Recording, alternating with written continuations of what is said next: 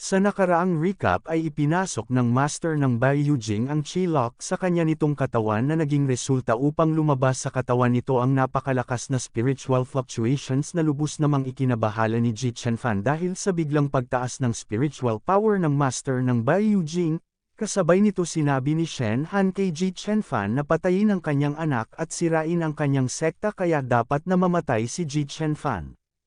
Matapos itong sabihin ng Master ng Bai Yujing na si Shen Han ay agad na itong lumikha ng espada sa kanya nitong palad gamit lamang ang spiritual power nito, at nang matapos ay agad niya na rin itong inatake patungo sa kinaroroonan ni Ji Qianfan na agad rin namang napansin ni Ji Qianfan kaya naman agad na rin ginamit ni Ji Qianfan ang Human Emperor Spear nito upang sanggain ang atake ni Shen Han.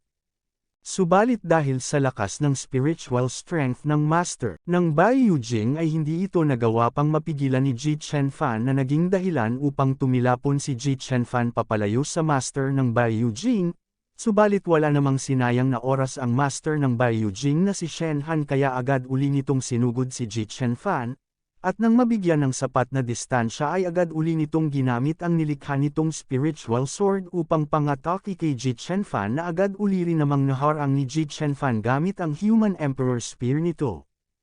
At dahil sa napakalakas ng puwersa na pinapakawalan ng Master ng Bai Yujing kaya napag-isip-isip ni Ji Qianfan na kailangan niyang dumistansya sa Master ng Bai Yujing dahil hindi niya ito kayang harapin ng direkta.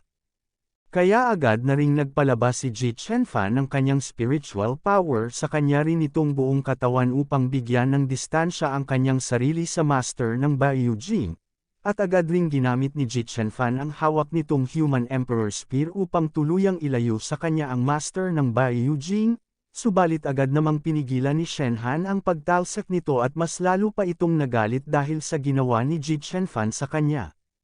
Nang mapansin naman ito ni Ji Qianfan kaya napagtanto niya na kailangan na niyang lumaban ng mabilis kaya susubukan niya ang itinuro sa kanya ng kanyang master. Kaya agad nang gumuhit si Ji Qianfan ng spell na itinuro ni Chen Ye sa kanya noong siya ay nasa Red Lotus Demon Sect at nang matapos sa pagguhit ng spell ay agad na rin itong inactivate ni Ji Qianfan. At mula sa kalangitan ay may biglang bumagsak na isang thunder na ikinagulat naman ni Shen Han nang makita niya ang paparating na thunder sa kanya, at dahil sa sobrang bilis ng thunder kaya hindi na ito nagawa pang naiwasan ni Shen Han dahilan upang mapasigaw ito na ikinamanghari ni Ji Qianfan dahil sa napakalakas ng kapangyarihan ng thunder na ginamit nito. Subalit dahil rin dito kaya halos maubos ang kalahati ng spiritual power ni Ji Qianfan sa isang blow lamang kaya naman nakakatiyak na si Ji Qianfan na tapos na ngayon ito. Nang bigla na lamang napatigil si Ji Qianfan nang bigla itong may maramdaman na ikinagulat rin niya dahil sa lakas ng spiritual power, at mula nga sa makapal na usok na binagsakan ng thunder ay lumabas ang isang batang lalaki at napapatanong ito sa sarili nito na kung ito ba ay ang bagong henerasyon ng emperador. Nang makita naman ni Ji Qianfan ang lalaki ay agad rin naman niyang nalaman na hindi ito si Shen Han dahil sa breath ng spiritual energy na nagmumula rito. Nang marinig naman ng lalaki ang sinabi ni Ji Qianfan kaya tinanong niya na kung ang tinutukoy ba niya ang katawan nito. At nagpapasalamat rin ito dahil sa pagpatay ni Ji Qianfan kay Shen Han sa pamamagitan ng lightning strike dahil kung hindi ay magtatagal pa siya upang ganap na maagaw ang katawan na ito. Nang marinig ito kaya agad tinanong ni Ji Qianfan na kung sino ito. Agad naman itong sinagot ng lalaki na siya ang resulta ng cultivation ng Yuya Mountain Chi-Lock sa loob ng libu-libong taon na ikinagulat naman ni Ji Qianfan kaya tinanong uli ni Ji Qianfan ang lalaki na kung ito ba ang Chi-Lock. Wala namang pag-aatubiling sinagot ito ng lalaki na tama iyon, at ang pangalan niya ay Chen Shan Yuya, pero sa isip-isipan ni Chen Shan Yuya ay meron itong hinahanap sa katawan ni Ji Qianfan subalit parang wala nito si Ji Qianfan.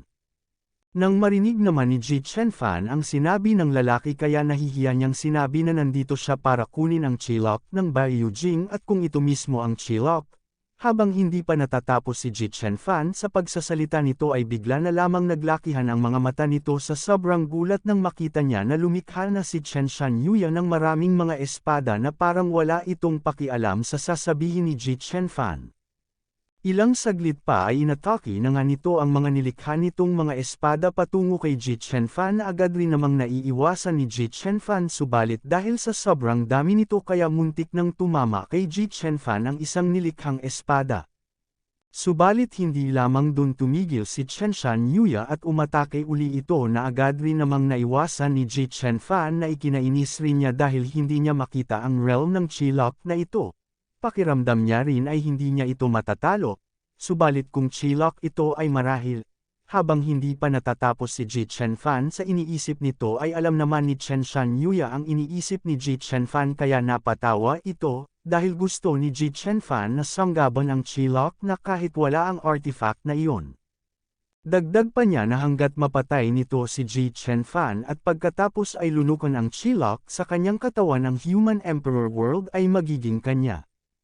Nang marinig naman ni Ji Qianfan ang balak ni Qianshan Yuya ay hindi na ito nakapagpigil pa, at agad na siyang lumikha ng isang spiritual spear sa kaliwang palad nito at nang matapos ay agad na rin niya itong inatake patungo sa kinaroroonan ni Qianshan Yuya. Subalit nagawa lamang itong mawasak ng ginawang spiritual barrier ni Qianshan Yuya kaya nadismaya ito dahil ang emperador ng henerasyong ito ay may ganitong kakayahan lamang, na ikinagulat naman ni Ji Qianfan nang masaksihan nito na ang ginawa niyang spiritual spear ay nawasak lamang ng ganon.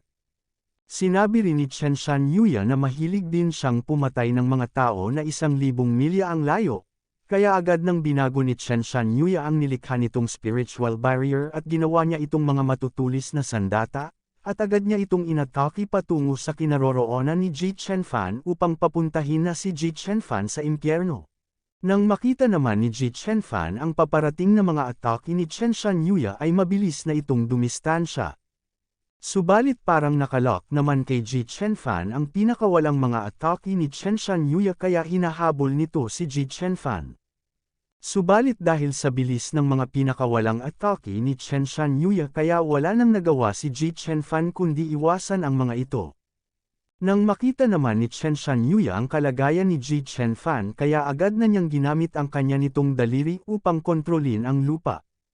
At dahil sa bilis nito kaya hindi na ito nagawa pang maiwasan ni Ji Qianfan dahilan upang matamaan nito ang likod ni Ji Qianfan. Habang pabagsak si Ji Qianfan ay sinundan pa ito ng atake ni Qianshan Yuya na naging dahilan upang tumalsik ang dugo sa bunganga ni Ji Qianfan. Subalit kahit na ganoon ay hindi pa rin huminto si Ji Qianfan sa pagkuha ng distansya, na ikinainis rin niya dahil hindi man lang siya makalapit at hindi makagawa ng epektibong counterattack. Nang makita naman ni Qianshan Yuya na kaya pa ring tumakbo ni Ji Qianfan kaya nilagyan ni Qianshan Yuya ng spiritual power ang kanang kamay nito at inilapat niya ang palad nito sa lupa. At mula nga sa ilalim ni Ji Qianfan ay biglang lumabas ang napakaraming mga baging sa iba't ibang direksyon at pinalibutan nito si Ji Qianfan. Dahil sa bilis ng mga ito kaya nagawa nitong mahuli at mapigilan ang pagdistansya ni Ji Qianfan. At agad pinayuhan ni Qianshan Yuya si Ji Qianfan na huminto ito sa pagpupumiglas dahil ang kanyang aura ay may mga katangian ng pagsira sa spiritual power ng iba, kaya ang labis na pagpupumiglas ay mas masakit. Dagdag pa niya habang naglalakad patungo sa kinaroroonan ni Ji Qianfan na siya ay nag-cultivate dito sa loob ng libu-libong taon, na siyang pinakamarangal na pag-iral na nilikha ng spiritual energy ng heaven and earth kaya gusto nitong tanggapin siya ni Ji Qianfan dahil babae ito. Kaya mamatay na ito para kukunin na niya ang lahat ng Qilok ni Ji Qianfan. Matapos itong sabihin ni Qianshan Yuya ay inipon na nito ang spiritual power sa kanya nitong daliri. Subalit bago pa man niya ito mapakawalan ay nakangiti namang sinabi ni Ji Qianfan na hindi na ito makakatakas sa ganitong distansya. Naikinabigla naman ni Qianshan Yuya nang marinig niya ito. At agad nang gumawa si Ji Qianfan ng spell gamit ang kamay nito. At bigla na lamang lumabas sa itaas ang napakalaking Emperor Seal na lubos namang ikinagulat ni Qianshan Yuya nang makita niya ito. At upang hindi na makatakas pa si Qianshan Yuya kaya agad na rin itong binagsak ni Ji Qianfan sa kinatatayuan ni Qianshan Yuya, na agad rin namang pinigilan ni Qianshan Yuya gamit ang dalawang kamay nito, na ikinainis rin niya dahil sa kanyang kapabayaan. Ngunit sinabi niya rin kay Ji Qianfan na kahit na mayroon itong Emperor Seal sa palagay ba ni Ji Qianfan ay masusupil siya nito.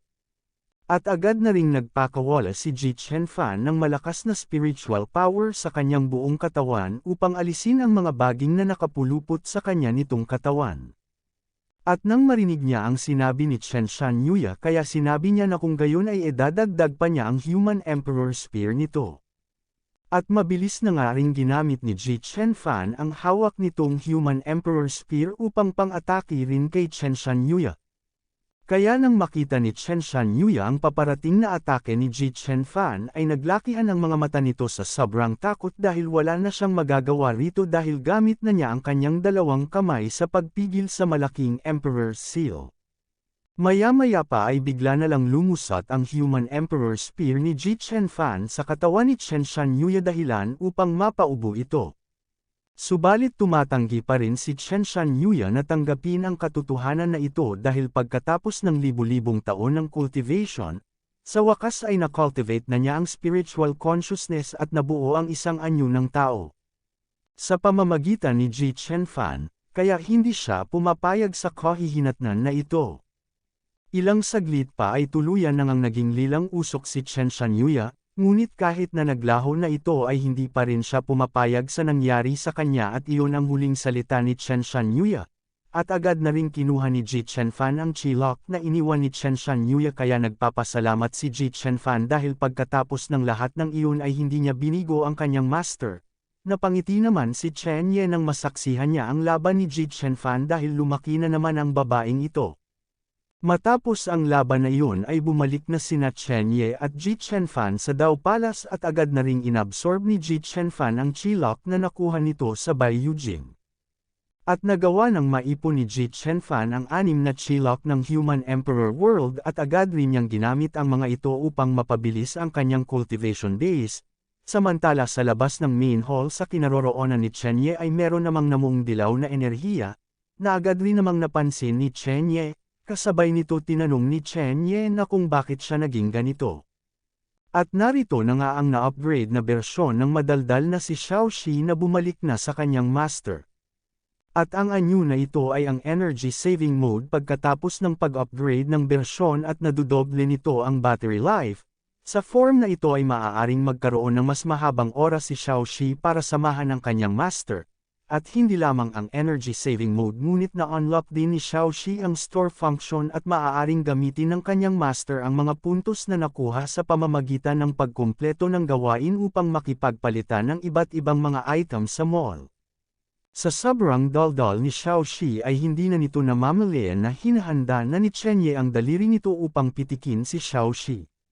Maya-maya pa ay pinitik na ito ni Chen Ye upang baguhin muli ang anyo nito dahilan upang tumalbog-talbog si Xiaoxi sa iba't ibang bahagi ng dingding at sumubsob sa sahig. Habang umiiyak si Xiaoxi ay agad naman niyang inamin sa kanyang master na nagkamali siya, at agad na ring tinanong ni Chen Ye si Xiaoxi na tungkol sa misyon at sa mga wala sa kasaysayan na kung mayroon bang anumang mga clue pagkatapos ng pag-upgrade ng bersyon. Agad namang humingi si Xiaoxi ng paumanhin sa kanyang master dahil pagkatapos ng pag-upgrade ng bersyon ay hindi na-unlock ni Xiaoxi ang mga pahintulot sa area na ito, kaya parang sila na lamang ang magsisiyasat nito. Ngunit sinabi rin ni Xiaoxi sa kanyang master na ang gawain ng bagong apprentice ay narito. Ang susunod na disipulo ay si Su Changqing, ang legendary demon ancestor na kasing sikat ng emperador. At makikita sa screen ng system ang bagong disipulo ni Chen Ye na si Su Changqing. Nang makita ito kaya napapatanong si Chen Ye na kung bakit iba ang hitsura nito kaysa sa dati, na kahit si Xiaoxi ay sumasang-ayon rin sa sinabi ng kanyang master dahil mukhang napakaliit nito dahil ayon sa data si Su Changqing ay dapat na 2 taon na mas matanda kay Ji Chen-fan. Dagdag pa ni Xiaoxi na bagaman medyo iba ang itsura nito pero si Su Changqing nga ito. At ito ay siguro dahil naglakbay sila pabalik sa panahong ito, kaya naman lowly pa rin ang demon ancestor. Nakumpirma rin naman ito ni Chen Ye na si Su Changqing nga ito kaya sinabi niya kay Xiaoxi na magsisimula sila kapag tapos na si Ji Chen-fan. Nang marinig naman ni Xiaoxi ang sinabi ng kanyang master ay agad rin naman niya itong naintindihan. Matapos mag-usap ang dalawa ay agad nang pumasok si Chen Ye sa main hall ng Dao Palace na kung saan naroroon si Ji Chen-fan. At sa loob nito ay meron namang hinahanap si Ji Chen-fan. Nang mapansin ito ni Chen Ye kaya agad niyang tinanong si Ji Chen-fan na kung ano ang kanyang ginagawa. Nang marinig naman ni Ji Chen-fan ang boses ng kanyang master kaya mabilis niya na itong nilingon at agad niyang tinanong ang kanyang master, dahil sinabi ng kanyang master na may 7 Chilok, ang Yulong Holy Land Sect, the Luozong Sect ay binisita na at nakakuha din siya ng Chilok mula sa Baiyujing at Red Lotus Demon Sect, ngunit mayroon lamang 6, at hindi rin maisip ni Ji Chen-fan kung ano ang iba pang mga sekta at Spirit Mountain ang naglibing sa huling Chilok. Nang marinig ito kaya sinabi ni Chen Ye na ngayon ay dadalhin niya si Ji Chen-fan upang kolektahin ang huling Chilok at si Ji Chen-fan ay dapat na pamilyar sa lokasyon ng huling Chilok, bukod dito ay oras na rin para bumalik si Ji Chen-fan pagkatapos ng mahabang panahon. Nang marinig ito kaya patanong na sinabi ni Ji Chen-fan sa kanyang master na kung ang tinutukoy ba niya ay ang Xuanyuan Palace, na agad rin namang sinagot ni Chen Ye na ito nga ang Xuanyuan Palace kaya dapat na maghanda si Ji Chen-fan. Pagkatapos ng isang buong gabi, pagsapit ng umaga ay nakarating na sina Chen Ye at Ji Chen-fan sa Xuanyuan Dynasty Imperial City. At mukhang alam agad ng mga tao sa Imperial Palace kung kailan darating si Ji Chen-fan kaya nakaabang na agad ang mga ito sa labas. Nang makita naman ni Ji Chen-fan ang ama at ina nito ay agad na itong bumaba sa likuran ni Xiaoqing kasama si Chen Ye at nang makababa ay agad sinabi ni Ji Chen-fan na siya ay nakabalik na, kasabay nito tinanong niya rin na kung nasa mabuting kalusugan ba sila. At ito ay si Ji Kanghao ang emperador ng Xuanyuan Dynasty at ang ama rin ni Ji Chen-fan at si Linling ang unang concubine ng Xuanyuan Dynasty at ang ina rin ni Ji Chen-fan. Nang tuluyang makalapag si Ji Chen-fan ay agad itong binati ng lahat ng mga tao na nandun na lubos namang ikinagulat at ikinatarante rin ni Ji Chen-fan nang makita niya ang ikinikilos ng lahat kaya patarantang tinanong ni Ji Chen-fan na kung ano ang ginagawa ng mga ito. Kaya agad nang nilapitan ni Ji Chen-fan ang ama at ina nito upang hindi na nila gawin ang pagpapakita ng paggalang sa kanya. Nang marinig naman ni Ji Kanghao ang sinabi ni Ji Chen-fan kaya tinanong niya na kung bakit hindi. Dahil siya lamang ang emperador ng dinastiyang Xuanyuan, at si Ji Chen-fan ngayon ay ang emperador ng buong Human Emperor World, subalit hindi pumapayag rito si Ji Chen-fan dahil anak nila siya. Ngunit hindi pa rin ito matanggap ng ama ni Ji Chen-fan dahil kung hindi sana niya dinala si Zihei sa kanyang harem ay hindi mangyayari ang ganitong bagay at hindi magdurusa si Ji Chen-fan sa ganoong pagdurusa. Habang ang ina naman ni Ji Chen-fan na si Linling ay hindi na nakatiis nang makita niya uli ang kanyang anak, kaya naman agad na niyang nilapitan si Ji Chen-fan dahil matapos na mawala si Ji Chen-fan ay agad nagpadala ang ama ni Ji Chen-fan at siya ng maraming tao upang hanapin si Ji Chen-fan. Kalaunan ay bumalik si Lu Yao at sinabing si Ji Chen-fan ay kinuha ng isang misteryosong tao kaya araw-araw siyang natatakot at nagsusunog ng insenso upang ipagdasal si Ji Chen-fan, at tiyak na narinig ng Diyos ang kanyang panalangin kaya sa wakas ay bumalik na ang kanyang Ji Chen-fan. Agad namang nakiusap si Ji Chen-fan sa kanyang ina na huwag na itong umiyak dahil tapos na ang lahat at ngayon ang lahat ay nalutas na at nakikita ng kanyang ina na okay na siya ngayon. Sa kabilang banda naman ay agad ring nagpakita ng paggalang si Ji Kanghao kay Chen Ye dahil mukhang ito ang master ni Ji Chen-fan dahil narinig niya na iniligtas niya si Ji Chen-fan mula sa kamatayan, at si Ji Chen-fan ay naging emperador sa pamamagitan ng pagkakataon. Ang napakalaking pabor na ito ay hindi ito makakalimutan ng kanyang Xuanyuan Dynasty. Nang marinig naman ito ni Xiaoxie kaya napapasabi ito na ang ama ni Ji Chen-fan ay hindi masyadong mahusay. Nang marinig rin naman ni Chen Ye ang sinabi ng emperador ng Xuanyuan Dynasty kaya agad na niyang sinabi na si Ji Chen-fan ay ang kanyang disipulo at natural na magtuturo siya ng maayos, kaya agad nang sinabi ni Chen Ye na hindi na kailangan pang maging magalang ang emperador. Sinabi rin ni Ji Kanghao sa anak nito na si Ji Chen-fan na alam ng kanyang ama na babalik si Ji Chen-fan sa pagkakataong ito para kunin ang Chilok ng Xuanyuan Dynasty kaya kunin lamang ito ni Ji Chen-fan. Bilang karagdagan ay umaasa siya na si Ji Chen-fan ay maaaring mangako sa kanya ng isang bagay. Nang marinig naman ito ni Ji Chen-fan kaya agad niyang tinanong ang kanyang ama na kung anong problema. Nang marinig ito kaya malakas ng sinabi ng emperador ng Xuanyuan Dynasty sa lahat ng naruroon na siya, si Ji Kanghao, ang ika-23 emperador ng dinastiyang Xuanyuan, ay opisyal nang isinusuko ang trono sa kanyang ika-9 na anak na babae na si Ji Qianfan, at pagkaraan ng 3 araw ay gaganapin ang seremonya ng pagluklok sa trono, na lubos namang ikinabigla at ikinagulat ni Ji Qianfan dahil siya ay magiging babaeng emperador. Agad namang sinabi ni Feng Wu kay Ji Qianfan na ito ang resulta ng mahabang talakayan sa pagitan ng ama ni Ji Qianfan at ng mga ministro at ngayong si Ji Qianfan na ang emperador kaya pinakamainam para kay Ji Qianfan na magmana ng trono, ngunit nag-aatubili pa rin si Ji Qianfan dahil hindi niya naisip na maging isang emperador. Sinabi naman ng Grandpa Feng ni Ji Qianfan na ang paraan ng emperador ay maaaring matutunan ng dahan-dahan at si Ji Qianfan ay may oras dahil siya ay bata pa. Sinabi rin ng emperador ng Xuanyuan Dynasty na si Ji Kanghao kay Ji Qianfan na ang pagpasa ng trono kay Ji Qianfan ay hindi para pigilan siya dahil matapos manahin ang trono si Ji Qianfan ay maaaring magpatuloy sa kanyang pagsasanay at ang mga gawain sa royal court ay maaaring pangasiwaan ng kanyang ama at ng mga ministro. Dagdag pa niya na si Ji Qianfan ay isang human emperor at tiyak na dominahin niya ang buong human emperor world sa hinaharap kaya dapat ituring ni Ji Qianfan ang Xuanyuan Dynasty bilang unang hakbang sa kanyang landas patungo sa pagiging isang emperador.